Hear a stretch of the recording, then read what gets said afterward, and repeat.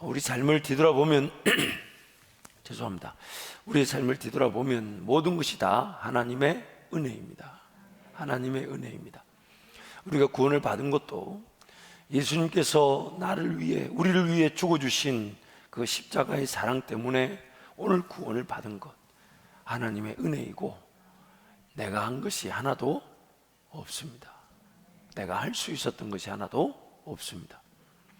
하나님의 자녀로, 하나님의 백성이 된 것도 세상을 짓기도 전부터 나란 존재를 하나님이 계획하시고 선택하시고, 또한 그 세상을 지은 이유가 바로 우리 때문인데, 우리가 죄로 말미암아 타락했다는 이유로 우리를 위해 십자가에 예수님 달려 죽게 하셔서 우리를 자녀 삼아 주신 것이니까, 이것도 하나님의 은혜이고, 또 내가 한 것은 아무것도 없습니다. 또한 하나님의 백성답게 살아갈 수 있는 것도 이제 막 태어난 아기처럼 거듭난 나를 하나님 먹여주시고 입혀주시고 인도해 주시고, 또 하나님을 알아가게 하시고 하나님을 경험하게 하시고 성장하고 성숙하게 하셔서 하나님의 백성답게 살아가게 하신 것, 이것도 하나님의 은혜이고, 내가 한 것은 하나도 없습니다. 우리가 할 수 있는 건 하나도 없었어요. 그래서 이제 조금 알게 되었습니다. 예수 그리스도의 사랑 때문에 살아갈 수 있게 된 것을 알게 되었습니다. 아, 예수님이 나를 위해 죽어주셨고, 그리고 예수님 때문에 내가 언제든지 또 죄를 짓고 넘어지고 쓰러져도 하나님 나를 안아주시고 용납해 주시고 예배 자리에서 내 예배를 받아주시고 또 은혜를 베풀어 주시고 이끌어 가시고 하나님 영광의 기회를 내 삶을 통해 나타내시니, 예수님 때문에 살아간다는 것을 이제 조금 알게 되었습니다. 또한 이제는 내가 사는 것이 아니라 내 안에 예수님이 사신다는 것, 예수의 영이신 성령께서 내 안에 계셔서 나에게 길이 되어 주시고 내 길을 걸어갈 힘이 되어 주시고, 또 그 길에서 하나님과 함께 동행할 그 놀라운 은혜를 누리게 하시니, 목자 되신 예수님이 내 안에 살고 계신다는 걸 이제 알게 되었습니다. 또한 남겨진 삶이 하나님의 목적, 즉 하나님께 영광이 되도록 하기 위해 남겨놓으셨다는 걸 이제 알게 되었어요. 예수를 믿고 하나님의 자녀가 되었다고 바로 천국 가는 게 아니라, 하나님이 세상을 지으셨던 목적대로 하나님의 사람들이 하나님을 예배하고 하나님을 즐거워하고 하나님을 따라가며 하나님께 영광이 되는 삶을 위해 구원 얻은 저와 여러분을 이 땅에 남겨놓으셨다는 그 목적을 이제 알게 되었습니다. 또한 주님이 나에게 맡기신 사명에 따라 내 삶은 의미를 가지게 되고, 또한 목적을 이루는 것임을 알게 되었어요.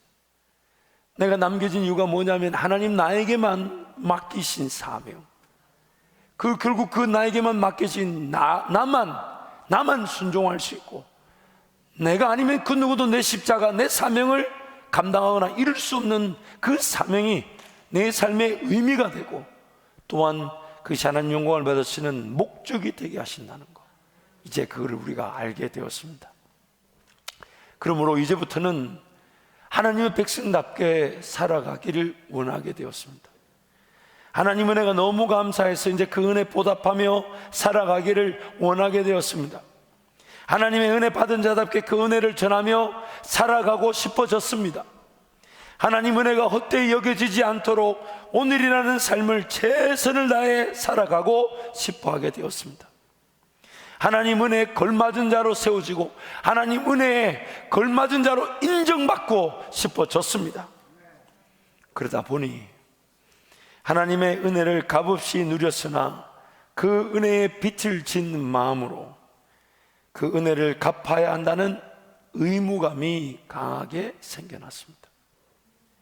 이전과는 다른 삶을 살아보고 싶어졌습니다. 남은 삶이 얼마든지 간에 하나님께 영광이 되는 삶을 살아보고 싶어졌습니다. 하나님 앞에 서게 되는 날, 다른 건 다 떠나서 하나님 날 만나실 때, 내가 하나님 앞에 섰을 때 착하고 충성된 종아, 그 음성 불려질 그런 삶을 살아보고 싶어졌습니다.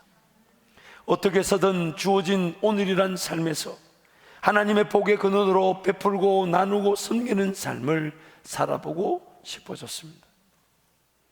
남겨진 삶이 얼마일지 모르기에 1분 1초라도 100원 10원이라도 제대로 쓰며 제대로 심고 제대로 열매를 거두며 살아보고 싶어졌습니다.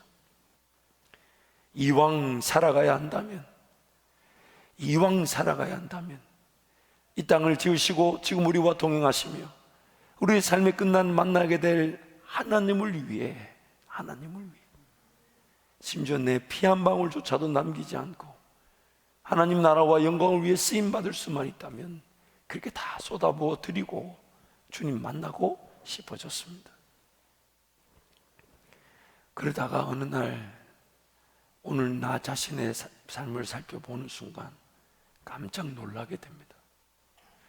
하나님 은혜로 시작되어져 하나님을 예배할 수 있게 되었는데, 그래서 하나님의 영광을 위해 살아야 된다고 하는 내 삶이 어느 순간 그저 값없이 그저 예수님의 이름이면 주어질 그 은혜를 기대하며 그 은혜를 누리며 그 은혜를 맛보며 살기보다 하나님의 영광을 위해 살아야 한다고 주어진 내 일터, 내 가정, 내 직장, 내 사역, 이런 것들을 감당하고 거기서 어떻게든 열매를 보고 거기서 어떻게든 성취를 나타내요.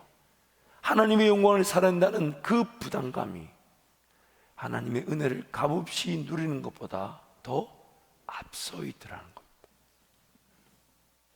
분명히 하나님 은혜로 주어진 삶이고 분명히 하나님의 영광을 위해 살아갈 수 있도록 직장이든 일터든 사역을 허락하신 것인데, 어떻게든 그것을 통해 하나님의 영광을 위해 어떻게든 주의 나라와 또 복음 전파와 교회 부흥과 선교를 위해 쓰여진다는 그 부담감으로 최선을 다하며 살다 보니까 하나님 은혜를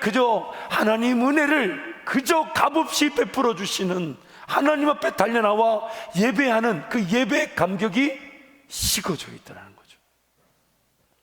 그저 기도만 하면 하나님이 응답하실 것인데 그 기도보다 내 삶을 더 열심히 최선을 다해 살아야 한다는 그 의무감, 그 부담감이 훨씬 더 강하게 역사하고 있었습니다. 그래서 하나님께 달려 나올 때마다 오늘 이 시간에 하나님이 나를 만져주시면 그것이면 나는 충분한데, 하나님의 임재 안에서 하나님을 경험하고 하나님 그분을 느낄 수만 있다면 그것이면 충분한데 어느 순간 그 은혜를 은혜답게 구하고 그 은혜를 사모하는 마음으로 예배해야 될 나의 예배의 자리, 기도의 자리가 뭔가 일을 해결하고 문제를 해결하고 어려움을 처리하기 위한, 하나님을 위한 예배가 아닌, 그리고 그 은혜 임재를 위한 예배가 아닌 하나님을 이용하기 위한 예배로 바뀌어져 있을 수 있다는 것입니다. 내 삶이 하나님의 은혜에 합당한 삶으로 세워지기는커녕 언젠가는 그 은혜에 합당한 삶으로 세워지겠지, 언젠가는 내 삶도 그렇게 쓰임받겠지 하며 부담만 가중되어져 있을 수 있습니다. 자연스럽게 나도 모르는 사이에 하나님 은혜로 시작되어진 내 삶이, 내 가정이, 내 일터가, 그리고 심지어 사역이 하나님의 은혜를 갚고자 하는 의무감으로 내가 그걸 붙들고 있을 수 있다는 거예요. 하나님 은혜에 합당한 자, 하나님께 영광이 되는 삶, 하나님 그분을 기뻐하는 삶, 하나님 나라와 의를 위해 쓰임받는 삶, 그 일을 위해 내가 그 의무감에 사로잡혀 그 직장, 일터, 가정, 내 삶, 사역을 붙들고 있으면서 그저 값없이 그저 예수 이름이면 충분하다 하시며 만져주실 하나님 은혜를 온전히 누리지 못하고 있을 수 있다는 것입니다. 성령으로 시작하였다가 이제는 육체로 맞춰질 위기가 우리 가운데 있는 것입니다. 성령으로 구원을 받았고 성령으로 인도함을 받았고 성령으로 은혜를 누렸고 또 성령으로 성령으로만 살아갈 것인데, 하나님 은혜로만 살아갈 것인데, 이제는 육체로 맞춰질 무기가 우리 가운데 있다는 것입니다. 하나님 나라와 영광을 위해 살아야만 한다는 부담만 남아 있을 수 있습니다. 하나님께서 부르시면 언제든지 달려갈 것이라 하지만 쉽게 따라 나서지 못하게 하는 현실이라는 문제를 먼저 해결해야만 할 것 같습니다. 교회 부흥과 선교라는 위대한 역사까지는 아닐지라도 주변 이웃, 친구, 친척들을 돕고 섬기며 그들을 위해 기도해주고 그들에게 예수 사랑 전하는 것도 녹록하지 않게 된 경제적 형편을 먼저 이겨내야만 할 것 같습니다. 하나님의 은혜로 시작하여 의무감에 사로잡혀 있을 수 있습니다. 전적인 하나님의 은혜를 구하기는커녕 내가 내 형편과 수준에 따라 헌신과 수고와 희생과 충성의 기회를 판단하고 결정해버리고 맙니다. 하나님의 은혜면 충분한데 그 은혜를 구하기는커녕 감당의 가능성을 나의 현재 수준과 실력에 비추어서 타진하고 선택하고 결정합니다. 내가 원하는 것만 예배하고, 내가 원하는 것만 순종하고, 내가 원하는 것만 따르고, 내가 원하는 것만 하나님을 섬기는, 내가 원할 때에만 예배하고, 내가 원할 때에만 은혜를 구하고, 내가 원할 때에만 하나님을 하나님답게 모시려는 어리석음이 성령으로 시작하였다가 이제는 육체로 마칠 위기임을 반증하고 있습니다.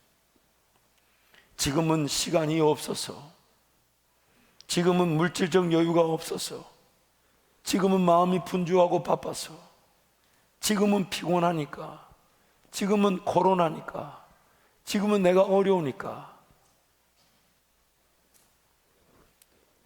하나님의 은혜면 충분한데 그 은혜를 어느 순간 다른 더 긴급하고 소중한 일들 때문에 뒤로 미루어 두고 은혜를 은혜답게 누리지 못하더라는 것입니다. 하나님의 은혜면 충분하다는 것은 비록 지금 나의 삶이 여유가 없고 바쁘다 할지라도 하나님께서 은혜를 주시면 감당할 수 있다는 고백입니다. 고백입니다. 비록 지금 일터와 가정의 경제적 형편이 좋지 않다 할지라도 하나님께로 달려나와 그 은혜를 내가 누리면 넉넉히 이길 수 있다는 고백입니다. 비록 나의 실력과 능력으로는 도저히 불가능하나 하나님께서 은혜를 주시면 가능하다는 것이 바로 우리의 고백인 것입니다. 비록 아무것도 보이지 않는다 해도 하나님께서 은혜를 주시면 없던 길도 나타나며 닫힌 문도 열어주실 수 있다는 것이 바로 우리의 고백인 것입니다. 비록 아무것도 주어져 있지 않다 해도 이 세상에 아무것도 없는 중에 말씀으로 지으신 그 하나님이, 그 하나님 은혜로운 내 삶을 인도하시면 우리는 충분하다는 것이 바로 우리의 고백인 것입니다. 하나님 은혜는 분명히 값없이 우리에게 주어졌습니다. 왜냐하면 그 값을 지불할 능력이 우리에게 없기 때문입니다. 그 누구도 자신의 죽음을 대신할 자격이 없기 때문에 하나님 은혜는 그저 값없이 주어졌습니다. 그러나 값없이 주어진 은혜가 가치가 없지 않습니다. 세상 모든 피조 만물 세계를 다 갖다 바친다 해도 하나님이신 예수께서 사람의 몸을 입고 우리를 위하여 죽어주신 그 죽음의 사랑의 가치는 이 땅 그 어떤 피조물, 아니 세상 모든 가치를 다 가져온다 해도 바꿀 수가 없고 비교할 수가 없는 엄청난 가치입니다. 단지 우리가 그 가치를 지불할 능력이 없기 때문에 우리에게 그저 은혜로 값없이 그저 주신 것입니다. 구원을 얻고 나니 그 값없이 주어진 은혜가 너무 귀하고 값지다는 것을 알게 됩니다. 거듭남의 비밀도 감사하지만 살아가면 살아갈수록 하나님 그분이 계획과 꿈과 비전이 되시고 그 일을 이루시는 능력이 되시고 그 역사가 나타날 때 나부터 하나님 그분을 더 사랑하게 되며 즐거워하게 되며 그 능력과 권세에 사로잡혀 예배할 수밖에 없다는 것이 우리의 고백이라면 하나님의 그 은혜의 가치는 그 어떤 것과도 비교할 수 없는 존귀하고 놀라운 것입니다. 그 은혜, 구원의 은혜를 받고 그 은혜의 놀라운 가치를 발견하고 누리고 이제 그 맛을 알고 그 은혜에 걸맞은 자로 살아가고 싶습니다. 하지만 그 은혜에 걸맞은 자로 살아가는 것도 하나님의 은혜가 필요합니다. 하나님 은혜가 아니면 그 은혜에 걸맞은 자로도 살아갈 수가 없습니다. 오히려 신앙이 부담이 되고 짐이 되고 오히려 그 신앙이 내 삶에 거추장스러운 부딪히는 돌이 될 수가 있습니다. 내가 오늘 하나님 은혜로 예수를 믿게 되었고 하나님 은혜로 지금까지 하나님 인도해 주셨고 하나님 은혜로 오늘 이 자리에 예배하고 있으며 하나님 은혜로 우린 또 남은 삶을 살아가게 될 것인데 어느 순간 그 은혜를 은혜답게 누리는 것보다 하나님 은혜를 갚아야 된다, 하나님 은혜에 걸맞아야 된다, 하나님께 영광해야 된다는 그 이유로 내가 내 삶을 붙들고 오히려 그 은혜를 누리는 일보다 영광을 돌려야 된다는 의무감이 더 앞서 있는 병폐, 의무감이 은혜를 압도한 것입니다. 의무감이 은혜를 압도한 것입니다. I love Psalms라는 시편을 사랑하는 그런 사역팀에서 좋은 글을 하나 이렇게 영어로 올려놨어요. 그래서 제가 번역해서 여러분과 나누는데 너무 글이 좋았어요. Trust in His timing. 하나님의 때를 신뢰하십시오. 하나님이 은혜를 베풀어 주실 텐데 그 은혜를 베풀어 주신 때를 신뢰하십시오. 위급하게 느껴지고 조급하게 느껴지고 급하게 느껴져도 하나님도 다 아파오고 계십니다. 우리 인간적 욕심이에요. 정욕이에요. 하나님의 때, 은혜의 때를 신뢰하십시오. 하나님 은혜의 때를 신뢰하십시오. Rely on His promises. 하나님의 약속들을 의지하십시오. 나를 포기하지 않는다는 약속, 언제든지 달려와 은혜를 구하면 은혜를 주신다는 약속, 언제든지 달려오면 꾸짖지 아니하시고 후히 주신다는 그 약속, 영원히 나를 포기하지 않는다는 그 약속, 천국 가는 그날까지 나를 지키신다는 그 약속, 그 하나님의 약속을 의지하십시오. Wait for His answers. 하나님의 답, 응답을 기다리십시오. 제발 하나님의 응답을 기다리시고 딴 길로 가지 마십시오. 하나님이 답해 주실 때까지 그냥 기다리십시오. 죽으면 죽는 거예요. 왜? 하나님의 응답과 답이 없는데 걸어가는 길은 무슨 답일까요? 누구 지혜일까요? 누구 방법일까요? 괜히 인생길 허비하고 낭비하지 마시고 하나님의 응답을 기다리십시오. Believe in His goodness. 하나님의 선하심을 믿으십시오. 하나님 우리 죄를 기억지도 않는다 하셨어요. 따지지도 않는다 하셨어요. 무조건 도와준다 하셨어요. 무조건 인도하신다 하셨어요. 하나님의 선하심을 믿으십시오. Relax in His presence. 하나님의 임재 안에서 쉼을 얻으십시오. 하나님을 예배하면서 하나님 날 만져주시기를, 하나님께 기도하면서 하나님 나에게 그 임재를 나타내 주시기를, 하나님 그분을 느낄 수 있도록, 하나님 그분을 경험할 수 있도록, 그래서 하나님의 임재 안에 쉼을 얻으십시오. 왜냐하면 하나님 은혜는 그저 예수 이름 달려나와 하나님 살려주십시오라는 그 한마디에 은혜가 충분히 임하게 될 것이기 때문에. 갈라디아 교인들에게 위기가 찾아왔습니다. 사도 바울을 통해 갈라디아 교회가 세워지고 이제 하나님을 예배할 텐데 그 갈라디아 교인들에게 혼선과 혼란이 일어났습니다. 그것은 잘못된 진리를 전하는 자들이 갈라디아 교인들로 하여금 혼선을 겪게 만든 거예요.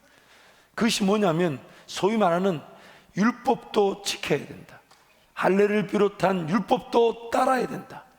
그것이 먼저 지켜져야 예수 그리스도를 통한 하나님의 은혜가 온전해질 수 있다. 소위 말하는 유태인 그리스도인들, 이스라엘 백성들로 살다가 예수님을 만나 유태인 그리스도인들이 되었지만 그들의 삶에 여전히 지배하고 있었던, 부정한 것을 먹지 말고 정한 것을 먹어야 되며 안식일을 지켜야 되며 정한 예물을 하나님께 드려야 되며, 이제 그런 하나님과 관계를 위한 제사는 예수께서 다 이루셨다 해도 율법의 조항들은 지켜야 된다. 그래서 특히 할례를 강조하고, 또한 안식일을 강조하고, 또한 하나님이 정한 예물을 드리는 그런 모든 것들, 율법적인 조항들을 지켜야 예수 그리스도를 통한 믿음의 그 은혜가 온전해질 수 있다는 잘못된 진리, 그 갈라디아 교인들에게 혼선이 온 거예요. 그때 사도 바울이 이렇게 말합니다. 하나님의 은혜를 구하러 가며 하나님의 은혜를 누리는 것에 전제 조건으로 지켜야 되고 이루어야 되고 먼저 따라야 될 그 어떤 법도 없다. 성령으로 시작하였다가 이제 육체로 마치겠느냐. 하나님의 은혜면 충분하는 그 예배, 하나님의 은혜를 맛보기 위한 기도보다 먼저 우선시되고 먼저 중요하고 먼저 해결해야 되고 먼저 감당되어야 될 인생의 모든 것들은 다 불순종이며 죄입니다. 하나님 은혜를 은혜답게 구하지 못하게 하는, 더 바쁘고 더 긴급하고 심지어 더 소중하고 더 중요하게 여기는 모든 것들은 다 죄입니다. 불순종입니다. 왜냐하면 하나님의 은혜로 거듭났고 하나님의 은혜가 아니면 살아갈 수 없는 죄인들이 하나님의 은혜를 구하는 것보다 더 중요하고 긴급하고 우선적인 일은 있을 수 없기 때문입니다. 심지어 그것이 하나님 나라의 영광을 위한 일터를 할지라도, 심지어 그것이 하나님의 영광을 위한 내 직장과 사업이라 할지라도 그건 역시도 어차피 하나님 은혜로 감당되어져야 되는 것인데, 그저 하나님께 달려나와 기도하지 못하게 하는 일터는 우상이며 하나님 은혜를 사모하는 마음으로 예배 자리에 달려나오지 못하게 하는 나의 사역과 내 가정은 철저하게 하나님 앞에 불순종하는 것입니다. 하나님의 은혜야만이 내 가정도 일터도 자녀들도 지킴을 받게 되는 것이고, 하나님의 은혜야만이 감당되어져야 될 일들이 감당되어지는 것인데, 그 은혜를 은혜답게 누리지 못하는 긴급하고 소중한 그 모든 것들은 다 우상인 것입니다. 심지어 하나님의 은혜 없이는 내 삶에 의미가 없는데, 하나님 그분을 느끼고 경험하며 하나님 말 만져주시고 위로하시는 것만이 내 삶이 힘을 얻는 것인데, 하나님 은혜 앞으로 달려나와 하나님 날 살려주세요, 날 회복시켜주세요, 날 일으켜주세요, 이것이 어쩌면 우리 인생의 전부이며 제일 우선순위, 제일 중요한 것이어야 되는데, 그것보다 더 재밌는 문화들은, 그 기도의 자리는 그렇게 사모되지 않는데 따박따박 즐겨야 되는 문화들은, 습관들은 도대체 뭘까요? 하나님의 은혜 앞에 갈급해하는 것보다 더 재밌는 거는 그건 뭘까요? 뭘까요, 여러분? 하나님 그분을 만나고 싶은 그런 갈급함과 목마름이 해결되지 않은 채 살아가는 내 삶은 과연 어떤 능력으로 사라지는 것일까요? 하나님 그분을 만나지 않고서 하나님 그분을 더 만나고 싶은 열망이 없이 오늘 내 삶은 왜 살아야 되는 걸까요? 왜 살아야 되는 걸까요? 그 일이 잘 돼야 될까요? 하나님 은혜가 없이, 예배함이 없이, 그분을 느끼는 기도가 없이 잘 되는 그 비즈니스는 어디다 쓸까요? 어디다 쓸까요? 어디다 써주시면 좋을까요? 오늘 내 삶에 여러분 무엇이 가장 긴급합니까? 오늘 예배 오실 때에 하나님 은혜 없이는 살아갈 수 없다는 그 뜨거운 마음으로 여러분 달려 나오셨습니까? 오늘 나는 하나님 만나지 않고서는 내 삶에 의미가 없다. 누군가에게는 뜨겁게 믿어지는데 나는 안 믿어지는 이게 나 자신이 부끄러운 거죠. 세상 자연 만물을 보아도 하나님의 창조 사실을 거절할 수 없습니다. 삶이 어떻게 끝나 하나님 앞에 서게 될지 모르는 게 우리의 분명한 불편한 진리일 텐데, 하나님 은혜가 기대되어지지 않고 하나님을 만나지 않고서도 그냥 살아갈 수 있다면 내 삶은 왜 남겨져 있는 걸까요? 무엇을 위한 걸까요? 언제 어떻게 끝날지 모르는 인생, 도대체 무엇을 위해 사는 걸까요? 팀 켈러 목사님이 갈라디아서 강해에서 이런 얘기를 하셨어요. 우리는 스스로 구세주가 되고자 안달한다. 우리 마음은 스스로를 위한 영광을 만들어낸다. 종교적이건 세속적이건, 종교적이거나 말은 이 규칙들을 지키면 영원한 복을 누리게 되고, 세속적이거나 말은 이것들을 붙잡으면 세상에서 떵떵거리며 살 수 있다.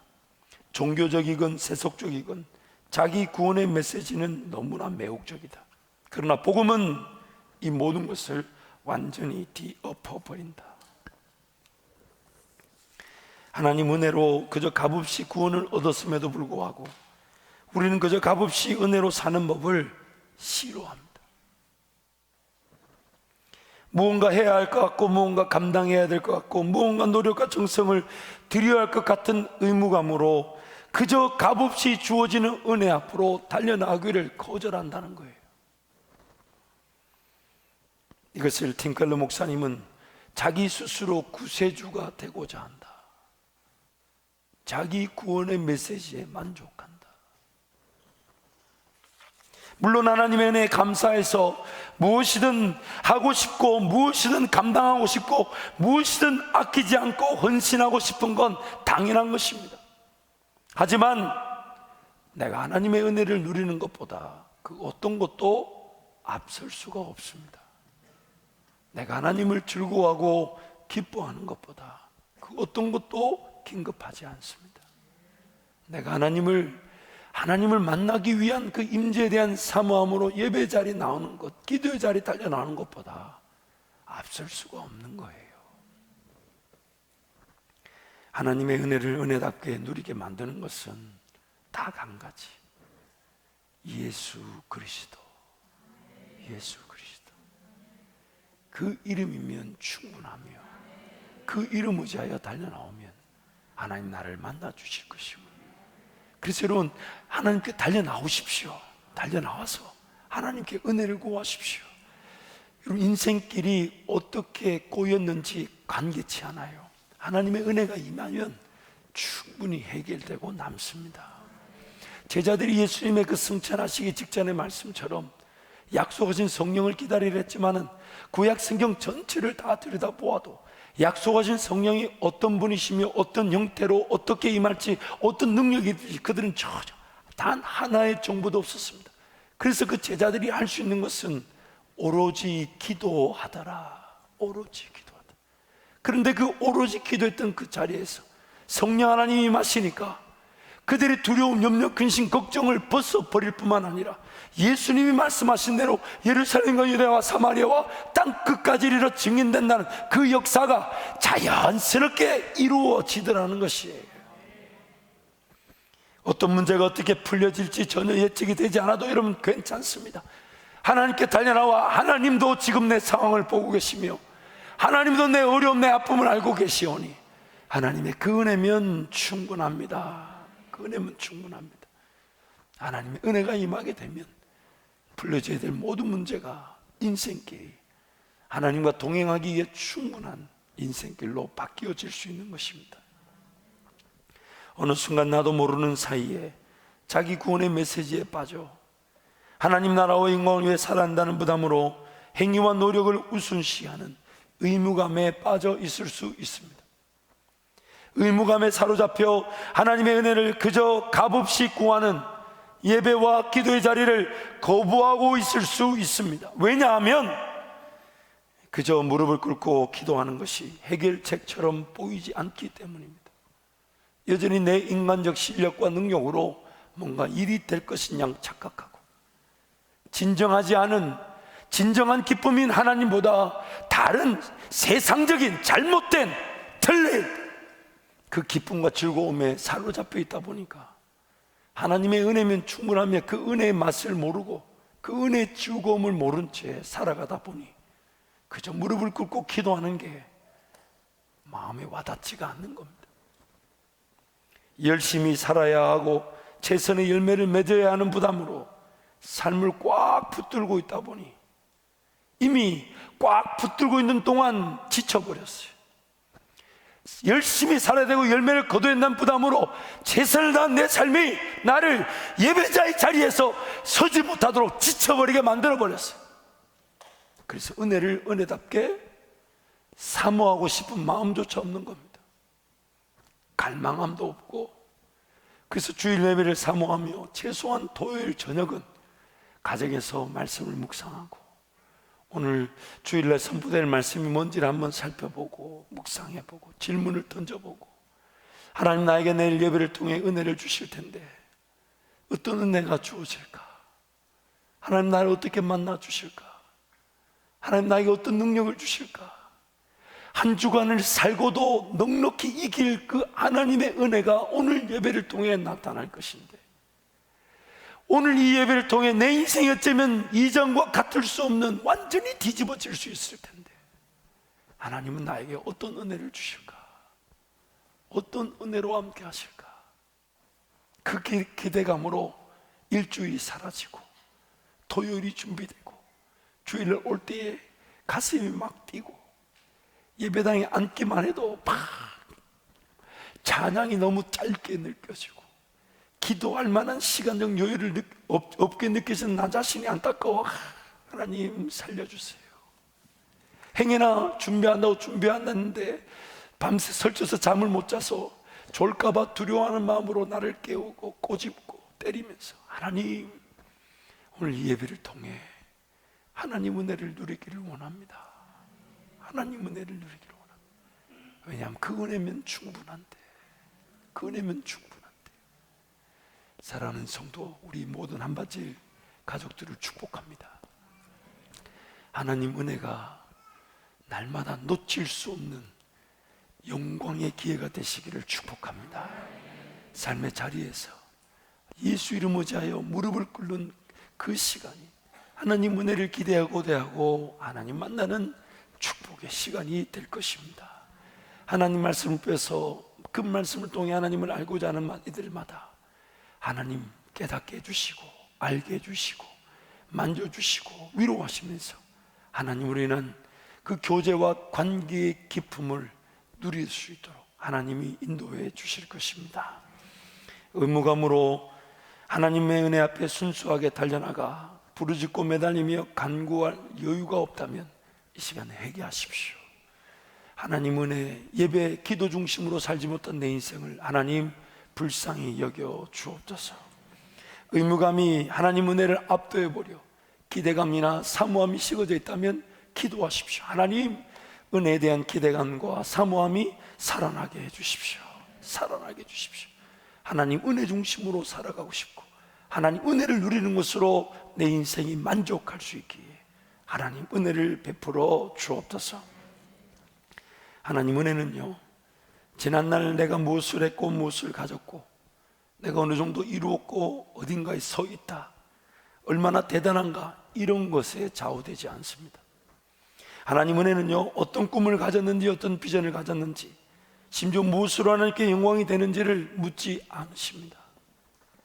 심지어 무슨 죄를 지었는지 어떤 죄 가운데 사로잡혀 있는지를 따지지 않습니다. 오직 한 가지, 날 위해 죽으신 예수 그리스도 그분의 사랑이면 충분하고 그 사랑이 입어 달려나오기만 하면 하나님이 은혜를 베풀어 주십니다. 어차피 꿈도 비전도 하나님이 주셔야 합니다. 나의 주어진 현재의 삶도 하나님의 은혜로만 보호되고 유지되고 관리될 수 있습니다. 하나님이 지켜주셔야 하는 것입니다. 하나님 은혜를 은혜답게 누리지 못하게 하는 모든 것들이 다 죄며 불순종이며 나를 걸려 넘어지게 하는 것들입니다. 그 은혜를 은혜답게 구하지 못하게 하는 것들이 다 결국 나를 무너뜨리는 것들이에요. 하나님께 달려나가면 언제든지 후히 주시고 꾸짖지 아니하시는 하나님께서 기다렸다는 듯이 은혜를 베풀어 주실 것입니다. 하나님의 은혜면 충분한 줄 알아 하나님께 달려나가면 하나님이 은혜를 마구마구 부어 주실 거예요. 만약 여러분 하나님 은혜가 잘 느껴지지 않는다, 제가 그럼 방법을 알려드릴게요. 내가 기도하는데 하나님이 잘 안 느껴진다, 그럼 어떻게 하면 되는 줄 아십니까? 더 기도하면 됩니다. 왜요? 은혜 없이 살아가시겠어요? 아니면 은혜 기다리던 동안에 다른 거 다 잃어버려도 은혜를 기다리시겠습니까? 어떻게 하시겠어요? 하나님 살아계신다는데 내 기도 자리 안 느껴지면 그냥 안 느껴진다 이러고 돌아가시겠어요? 아니면 누가 죽든지 간에 누가 죽든지 간에 은혜를 기다리시겠어요? 말씀을 보는데 하나님이 잘 안 느껴진다. 그럼 어떻게 하면 될까요? 말씀을 더 보면 됩니다. 언제까지요? 하나님 느껴질 때까지, 내 심장이 뛰고 내 가슴이 뛸 때까지. 왜요? 하나님이 살아계셔서 이 말씀을 기록하셨으니까. 나를 살리시고 나에게 양식을 주시게 말씀을 기록하셨으니까. 하나님 말씀을 통해 하나님이 안 느껴진다. 그러면 언제까지 말씀을 보면 되냐? 은혜가 느껴질 때까지. 누가 이기면 될까요? 내가 이겨야 될까요? 은혜가 이겨야 될까요? 은혜가 이겨야 되는 거예요. 내가 차라리 죽는 거예요. 그래서 항상 저는 말씀에 자리갈 때마다 늘 마음이 든든합니다. 왜요? 은혜를 받을 수밖에 없는 게 이 말씀인데 은혜가 안 느껴지면 그게 이상하니까 끝까지 버티는 거예요. 뭔가 약속이 있다 그러면 하나님 약속 갔다 오겠습니다. 기다리십시오.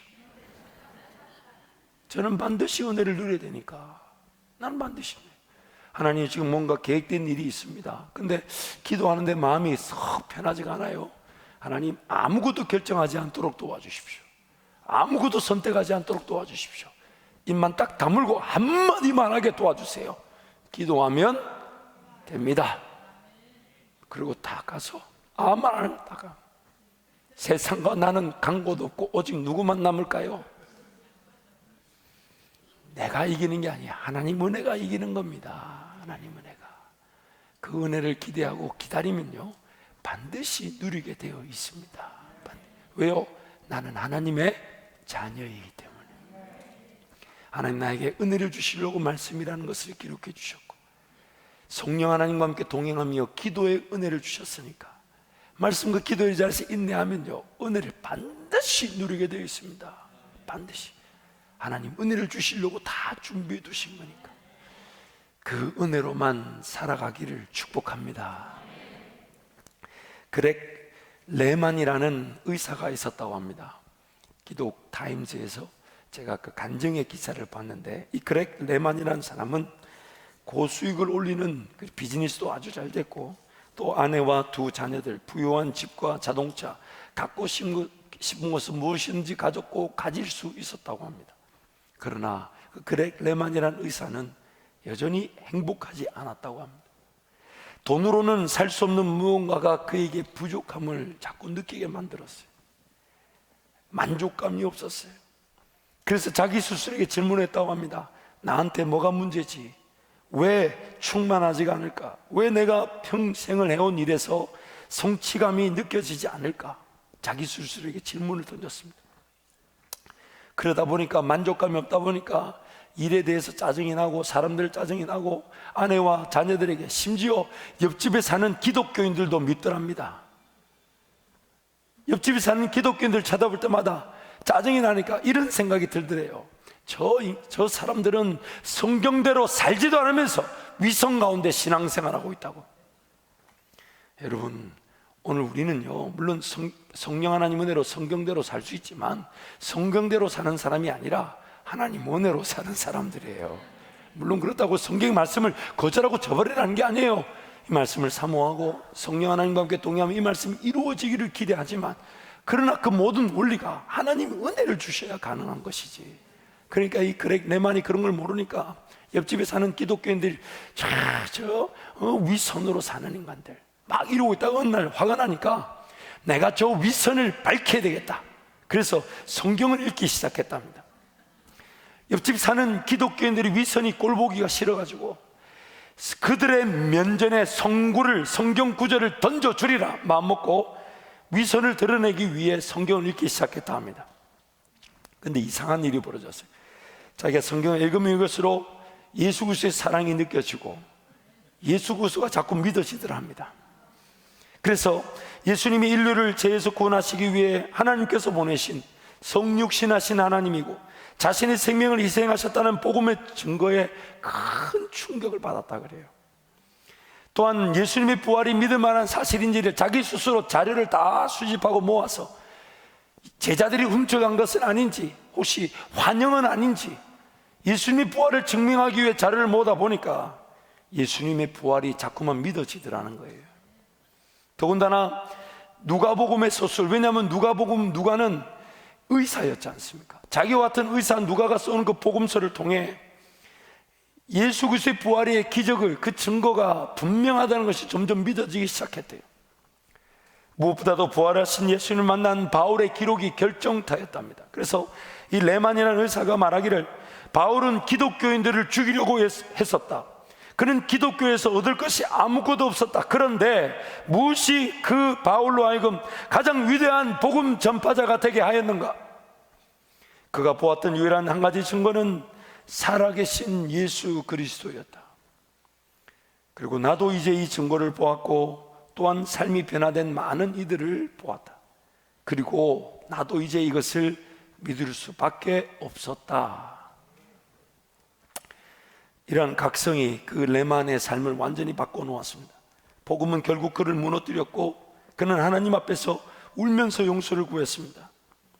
충만한 평온함이 그를 덮었고, 그의 내면에 있던 공허함과 불만은 온전히 사라졌고, 그가 말하기를, 난 정말로 평화로웠다.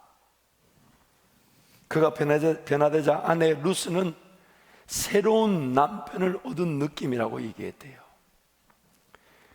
저도 깨달았어요. 아내를 만족시킬 수 있는 것은 하나님의 은혜밖에 없구나.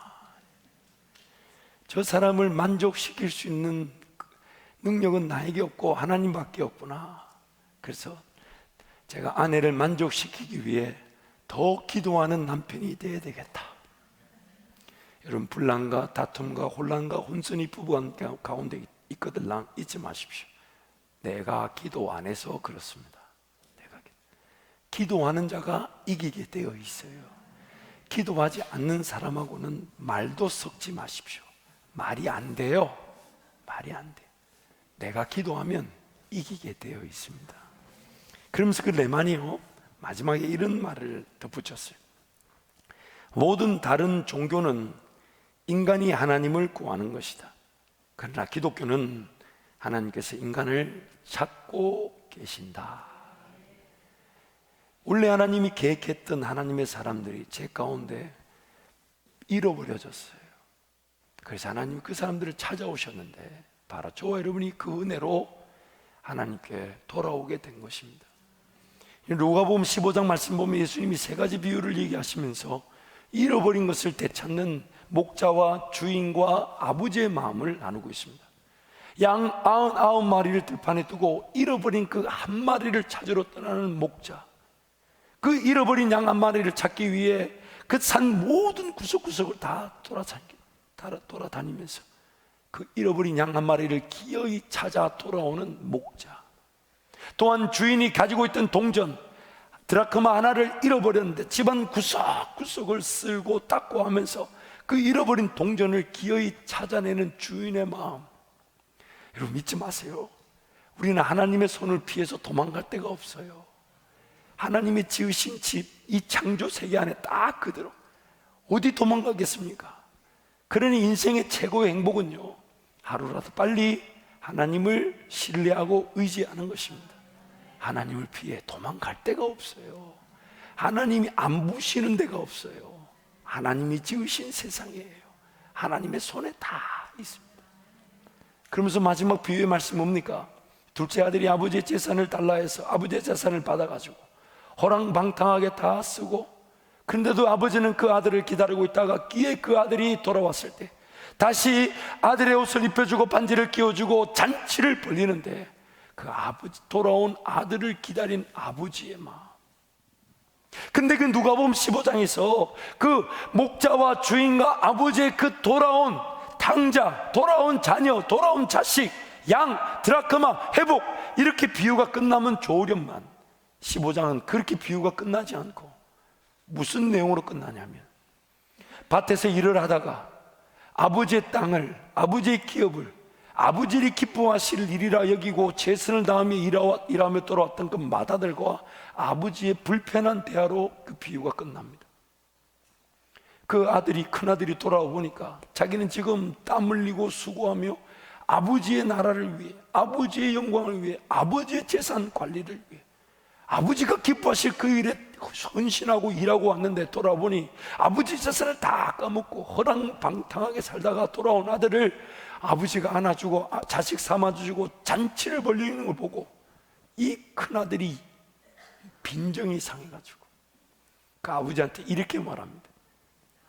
아버지는 나를 위해 염소 새끼 한 마리 내준 적이 없는데 아버지 재산을 까먹고 돌아온 저 아들을 저렇게 반기냐고. 의무감이 은혜를 압도해버렸어요.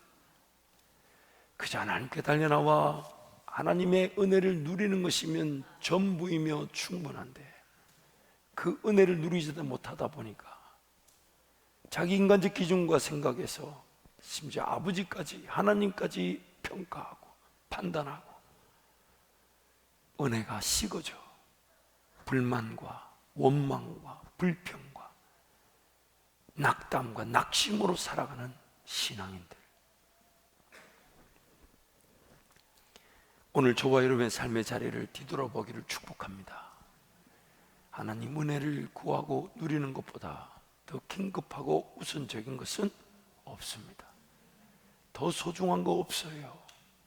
맡고 있는 그 모든 것도 하나님이 거두어 가신다면 다 가져가시는 거예요. 하나님이 허락하셔야만이 되고 하나님 은혜로만 가능한 것인데 그거 붙들고 열심히 사느라 은혜의 식어진 자리에 계시지 말고 좀 불편하고 잃어버리고 손해를 보더라도 어차피 은혜로 살아가는 인생, 하나님 은혜를 베풀어 주옵소서. 기도의 자리, 예배 자리로 달려나오시기를 축복합니다. 미국의 백화점 창시자라고 그러고 백화점 왕이라 하는 존 워나메이커, 84세 때 사업가로서 60년을 맞은 시점 한 기자가 그에게 질문을 던집니다. 지금까지 투자한 것 중에서 가장 성공적인 투자는 무엇이었습니까? 존 워나메이커가 말하기를, 내가 10살 때 최고의 투자를 했는데 그때 나는 $3 75센트를 주고 예쁜 가죽 성경 한 권을 구입했지요. 이것이 내 인생에 있어서 가장 위대한 투자였습니다. 왜냐하면 그 성경이 오늘의 나를 만들었기 때문입니다. 그러면서 그 존 워나메이커가 유언으로 남긴 말이 있어요.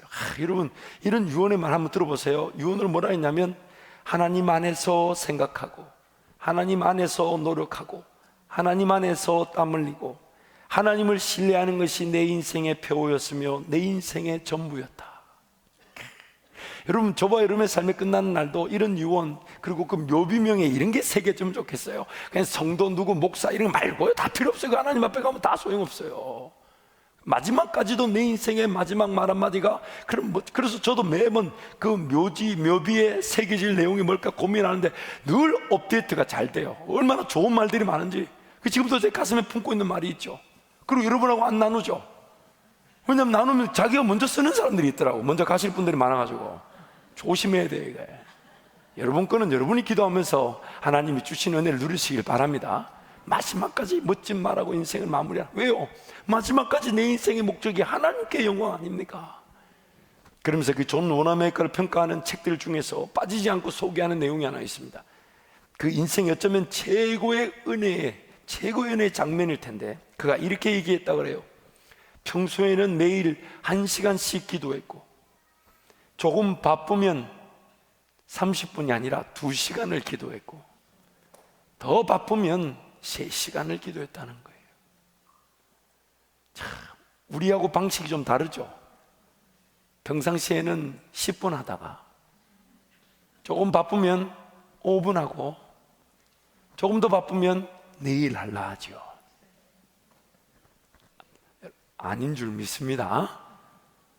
이런 거 하면 하나씩은 곤란해요. 제가 지금 괜히 미안하고 그래요. 제가 여러분 95개조의 그 반박문을 내걸면서 종교개혁의 신호탄을 쏘아 올렸던 마틴 루터, 제가 독일에 가보니까 여러 가지 히스토리인들이나 역사의 그 기록들을 보면서 참 그 마틴 루터의 애로와 어려움을 느낄 수 있었어요. 왜냐하면 당시만 해도 이 기독교 사회는 로마 그 가톨릭을 중심으로, 아니 그게 전부였어요. 개신교라는 게 없었잖아요. 그리고 로마 가톨릭은 거대 세력이었어요. 왕들조차도 교황이 임명하는 엄청난 세력이었어요. 그래서 정치 권력을 다 가지고 있었습니다. 그런데 그 가톨릭을 대항해서 자기 혼자, 어쩌면 자기 혼자 그 95개조의 반박문을 내걸면서 오직 의인은 믿음으로 말미암아 살리라, 그 기치를 드러내면서 그 종교개혁의 그런 신호탄이 된다는 것은 엄청난 외로움이고 엄청난 어려움이 있을 것인데, 그 마틴 루터가 그 일을 정말 얼마나 하나님의 가운데 잘 감당했는지 모릅니다. 그런데 그 마틴 루터가 이렇게 얘기했어요. 자신의 일상에 대해 묻는 말에, 이른 아침부터 늦은 밤까지 일하고 또 일하지요. 사실 저는 할 일이 너무 많아 하루를 시작하면서 3시간 동안 기도합니다. 할 일이 너무 많아 3시간 동안 기도한다는 거예요. 그러면서 이어가기를, 내가 새벽 3시간의 기도에 실패한다면 그날의 승리는 마귀에게로 돌아갑니다. 그 기도가 아니었다면 마틴 루터는 그 외로운 종교교육의 싸움을 시작하지 못했을 것입니다. 오늘 저와 여러분의 삶을 한번 재평가하고 다시 정리정돈하면서 새로운 은혜의 출발이 있기를 축복합니다. 은혜 말고는 급한 게 없습니다. 은혜 말고 더 소중한 게 없어요. 은혜 말고 더 긴급한 거 없습니다. 좀 모자라고 부족해도 하나님 은혜가 주어지면요, 하나님이 쓰시기에 충분합니다. 그 하나님 은혜를 이렇게 누리지 못한 채 내 인간적 실력과 능력 그거 기르고 그거 보강하고 그거 지키느라 인생 허비하지 마시고, 어차피 하나님 은혜 없이 잘 되어 본들 하나님 써주시지 못하니 부족하고 연약하고 모자라고 가진 거 없어도 하나님의 은혜면 충분한 줄 알고 하나님께 달려나와 하나님께 기쁨이 되고 쓰임받는 인생이 되시기를 축복합니다. 이 시간에 동서로 같이 한번 기도하겠습니다. 여러분 기도하실 때 하나님 은혜를 은혜답게 누리지 못하게 하는 모든 것들을 벗어버리게 하여 주옵소서. 심지어 하나님의 은혜를 구하고 하나님의 은혜를 누리는 것보다 더 소중한 기쁨과 즐거움, 잘못된 기쁨과 즐거움 하나님 벗어버리게 하시고 던져버리게 하시고 죽여버리게 하시고 하나님 은혜를 은혜답게 누리게 하여 주옵소서. 주님 잡고 함께 기도합니다. 주여